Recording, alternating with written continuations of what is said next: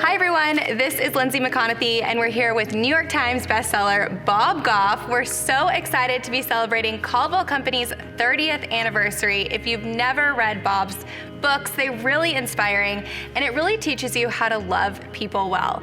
So to start this interview, we wanted to chat about Bob's career and how he began as a lawyer. So for those that don't know how he got into law school, tell us that story of perseverance. Yeah, isn't that crazy? Well, I wanted to go to law school in the worst way. I got a really bad score on that too. So I applied all the schools and then they each one said like no, one at a time. But there was one school that I didn't hear from. So I thought, well, like what the heck? So I went and I met the dean and I said, my name is Bob. And I said to him, you know what? You have the power to let me in. All you need to do, kind of like the centurion that Jesus was talking about, you have the power to say the words and just say me, get my books, and I'd be in. And so he's like walking me to the door. He's like, we have many, qualified applicants and you're not one of them. And so he left, but there was a bench outside the door. So I sat on the bench. And 30 minutes later when he came out, I looked up, I said, just tell me to get my books. And he laughed. He's like, yeah, that's great. Well, when he came back an hour later, I was still sitting there. I said, just tell me to get my books. That was with 7 days before law school started, 6 days before law school. 8 a.m., sitting on the bench. And when he shows up to work, I'm like, tell me to get my books. This went on. I missed most of the 60s and all the sit-ins, but it was the closest I'd gotten. So law school opening day starts, and I knew, you ever wake up and you go like, this is the day I'm getting in. And so I told him, tell me to get my books. Nothing. Day 2 of law school, day 3 of I'm not even in law school and I'm behind law school. And on the 4th day, I'm sitting on the bench and I know everything about his time. I know when he gets up to go to the bathroom, and I hear the footfall and I'm thinking, well, he's a little early, but he's had a lot of water. And he opens the door and I look up and I say, tell me to get my books. And he looked at me and he said, go get your books. And that's how I got in. And I want to encourage the people that are listening to this. There's some ambition that you've had, some dream that you've had for the longest time. Don't feel like you need to continue to wait for permission. Go after this thing. Go after it. If you know in your heart, that's the thing. Don't take a no for an answer. I hear people say, I tried for this thing and Billy said no, so I figured God shut the door. I mean, he didn't shut the door. Billy said no. That's the only thing that happened. You're in Texas. Shoot the hinges off. Get in and just let's do this thing they've always wanted to do.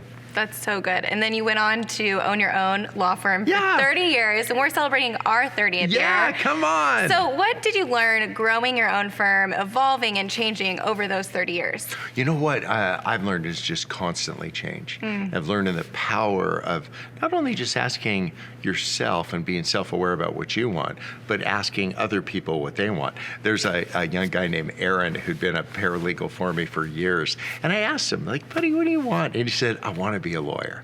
I'm like, well, that's awesome. Go for it. And he said, but I don't have 3 years. I got 3 kids and a wife. And I also don't have $200,000 for tuition. Right. So when you take an interest in people and you just start saying, what do you want to say? Is there something we can do? Well, I've been teaching at Pepperdine Law School for a decade and a half. And so I went to the state bar. I said, could I have my own law school and teach one student how to be a lawyer? Isn't that awesome? That's and amazing. it's like I did this Jedi thing because they said yes. And so for the next 4 years, I taught him law school. And when he was all done, we made him give the valedictorian speech. He was also last in the class. But he took the bar exam and he passed. Amazing. Right? Isn't that crazy? Total investment, nothing. But one of the things that was beautiful in that is that we can also make other people's ambitions. So there will be nothing you'll find less fulfilling than making everything about you and your ambitions. And I think we'll find our fulfillment in asking other people, what do you want? And how do we do that? That was the question Jesus asked people all the time. He said, what do you want? So good. So if you were to look at your career, it's a little bit all over the map, from being a lawyer to helping on the front lines of Uganda. How do you know when it's time to start something new? Yeah, you don't. Isn't that great? You just go. But one of the things that you do is that you have an ambition and you see where it meets an opportunity. And that it's like the confluence of those two streams. And then I would say a third thing, I've spent all this time trying to do things that worked, and I think a little of a quarter of a twist for me is I'm trying to do things that last. And so if I say of an opportunity and it meets an ambition, and I kind of vet that and say, is this something that's just going to work or just going to lack? Like pet rocks.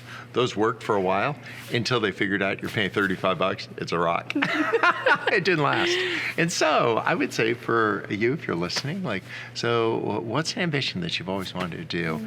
And is it the type that'll outlast you? And loving people is always a really good. You don't have to go across an ocean to do it, go across the street. I love that. And our CEO, Fred Caldwell, is really big on the fact that balance is a myth. It's really just life. And I was watching an old interview where you said some people seek balance so much that they eventually tip over. Yes, and that isn't that crazy? You're not really seeking balance, you're seeking purpose. So for someone who's struggling to find their purpose, what advice do you have for them? Oh, you guys nail it here in the South. You have the saying, be where your feet are. I would say be where your feet are. Instead of like looking over beyond everybody, just to be just like fully present, like I'm not with you and thinking about something else, just me and you, girl, right now. And if we could just be fully present wherever we are, present in our families, present in our relationships, present in the people that we work with, that makes a big difference. And you can let people know that you're just right here by asking questions about their life and being more interested in their stuff than your stuff. So I'm still learning. I'm a student of this stuff. I'm no teacher, but I am very self-aware. I'm like aware of what's going on around me and trying to listen closely. Old writer's trick, when you write your manuscript, go through and do a word count and see how many times did you say me, my, and I, and how many times did you see we, us, and our. And so our tendency in our conversations and the things that we're writing down make it about me, my, and I. Right? And I say, like, if we just give that a little twist and say, like, we, us, and our. That's great. One of the biggest parts of our mission statement is impacting the local community. How do you impact your local community? I'm, again, learning from the people that live in my community. There's a guy, Pat, that owns this big famous restaurant chain all around the world. And he gets on his airplane and goes all this. But you know what he does on Mondays? He takes out my garbage. Is that crazy? The first time I heard somebody rustling around on the side yard, I wanted to get the shotgun out. And I look at it's Pat. I'm like, Pat, what are you doing? Are you like dumpster diving? He's like, no, I want to take your garbage out for you. I'm like, oh, Pat. And like, no, I can take my garbage out. He doesn't just take mine out. He takes the garbage out of every single person on the block. Wow. Is that that's crazy? incredible. And the reason is simple. He just wants to love his neighbor. And then he gets on his plane and goes somewhere. And when he comes back, if that garbage can isn't in, he brings it in.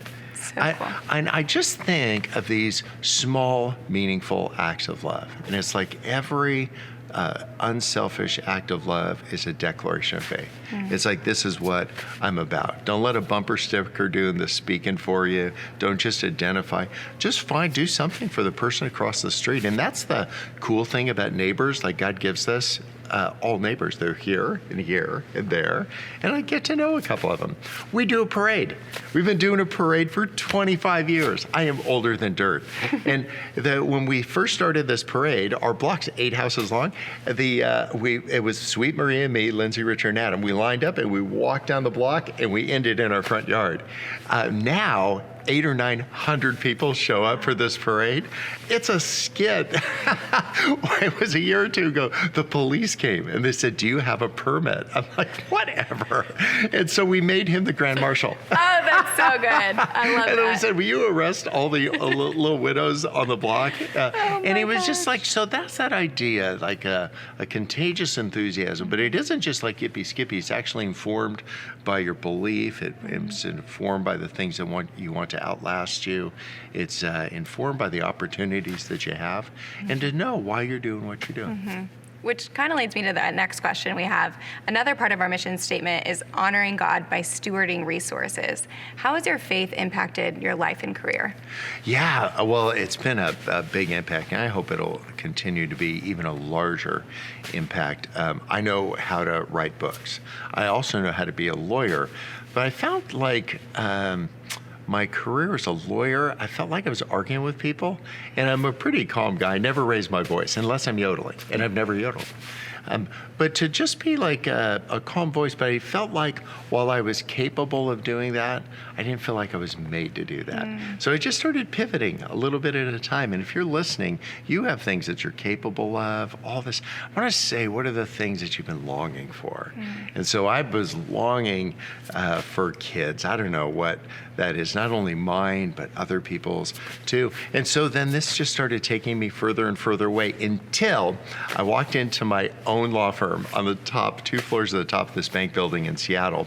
And the receptionist said, "Who are you here to see?" No.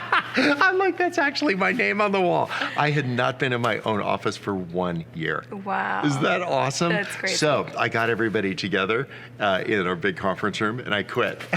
I said, I'm done. I gave the key to a younger guy that worked for me for a decade. I said, this thing's yours. You don't owe me anything. And now, stupid economic decision, but great new creation decision.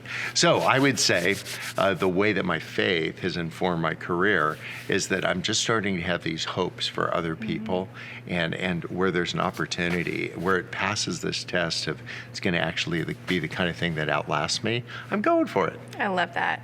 And your nonprofit helps keep kids in school in combat zones. How Yeah, have you been crazy. able to help thousands of kids? Yeah, I don't know.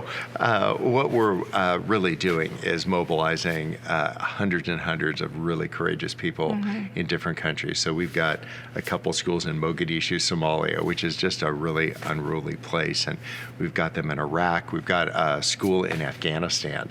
And I go about every 100 days and we visit. And there's just a lot of tension in the region. There's a lot of kids in the region, and particularly young girls, that the Taliban won't let learn how to read and write. So we teach them how to read and write. Wow, that's like awesome. in your face.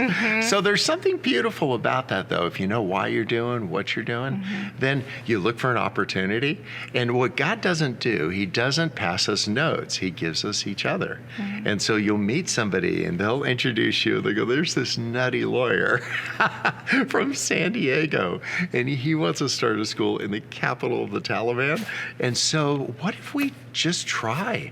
And here's the overarching thing, and this is where the confluence of faith and opportunities and the vetting your ideas comes together. I want to fail trying. I don't want to fail watching anymore, because there's so many things to watch, and we're each like inundated with all these things that people are trying to pull us over to. Just pick one. Just pick one thing. We've got a lot of palm trees in San Diego. We're awesome on Palm Sunday. We're a little thin at Thanksgiving because we have no trees with leaves. So we're on the East Coast, and sweet Maria Goff sent me out to get some leaves for the Thanksgiving table. I was outside with my basket for 45 minutes. I hadn't picked up a single leaf. Do you know why?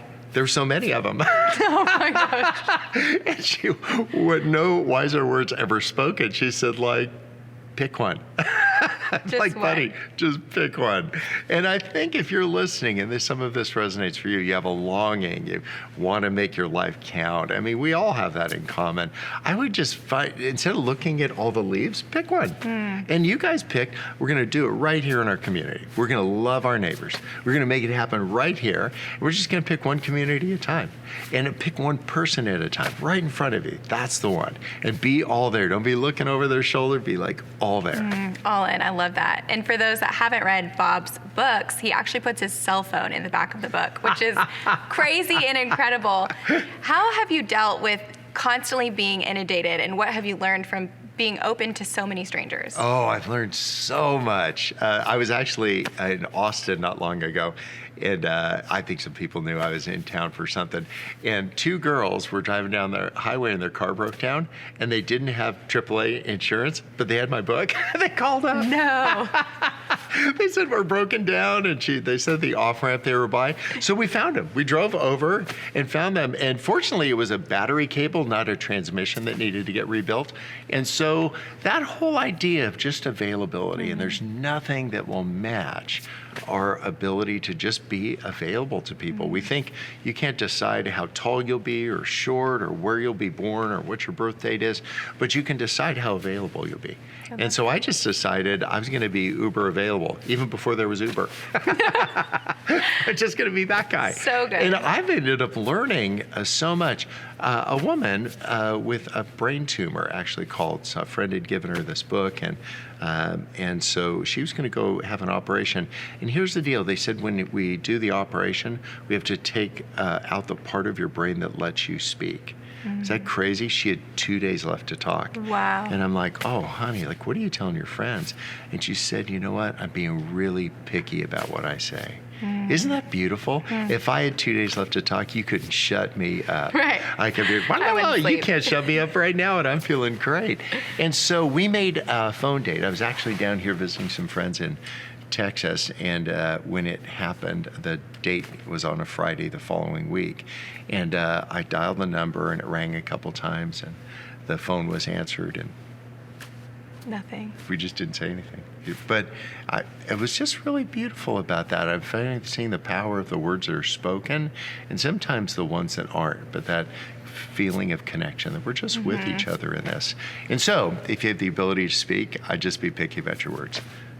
So good. And then something that's really important to our company is that our associates have strong and healthy marriages. And you and Maria have been married for over 30 years. What marriage advice would you give your younger self? Oh, keep running home. Yeah, I would spend all this time trying to provide for my family, and I realized I wasn't actually providing for my family. And you are more than a 401k. You're not just the ability to generate income, like you're just must be present to win. And so Maria and I have a really interesting relationship in that we never talk about where I am, because oftentimes I'm overseas in a place that would cause her some anxiety. And so we never talk about where I am, but we talk about how I am. Like, how am I feeling? And we talk about how she's feeling. And that's actually been really good. The way we've navigated this is when people ask her, where's Bob? You know what she says? He's on his way home. And I think that would be a great way for us to live into the relationships that are the most important. It could be a marriage relationship. You could be dating somebody, but just to continue to run home to them. And last question, we are here for our 30th anniversary. Yeah, we are come on. so excited that you flew in to celebrate with us. What advice do you have for Caldwell Companies as we head into the next 30 years? Oh man, just like know why you're doing what you're doing. Just remind yourself, reset the stone. To say, what did we start out aiming for?